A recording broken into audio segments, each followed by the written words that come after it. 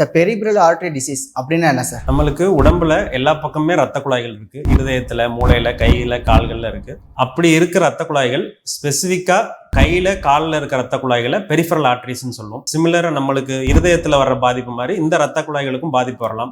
Either ஸ்மோக்கிங்னாலேயோ இல்லை ஒரு வயசானவங்கள ஒரு டயபெட்டிஸ், சர்க்கரை நோய் இல்லை ஹைப்பர் டென்ஷன்னாலேயோ இந்த ரத்த குழாய்கள்ல பிரச்சனை வரலாம். அப்படி இந்த ரத்த குழாய்கள்ல வர்ற பிரச்சனையை பெரிஃபரல் ஆர்டீரியல் டிசீஸ் அப்படின்னு சொல்லுவோம். இப்படி வர்றதுல அவங்களுக்கு என்ன மாதிரி அறிகுறி தெரியும் அப்படின்னா, எய்தர் ஒரு நடக்கும்போது ஒரு கால் வெளி வருது, ஒரு 100 மீட்டர் 500 மீட்டர் நடந்தோன்னே என்னால் நடக்க முடியல டாக்டர், உட்கார்ற மாதிரி இருக்குன்னு சொல்லுவாங்க. அப்படி இல்லைன்னா அவங்களுக்கு ஒரு காலில் புண்ணு ரொம்ப நாள் ஆறாம இருக்குது, ஒரு 14 நாள் 15 நாள் தாண்டியும் இந்த புண்கள் ஆறாம இருக்கு, காலில் ஒரு கருப்படிக்கிறது, இதெல்லாம் ஒரு early signs of peripheral arterial disease. இந்த மாதிரி அறிகுறிகள் தெரிஞ்சு அப்படின்னா உடனடியாக ரத்த நாள நிபுணரை சந்திச்சு அதுக்கான ட்ரீட்மெண்ட் எடுக்கணும்.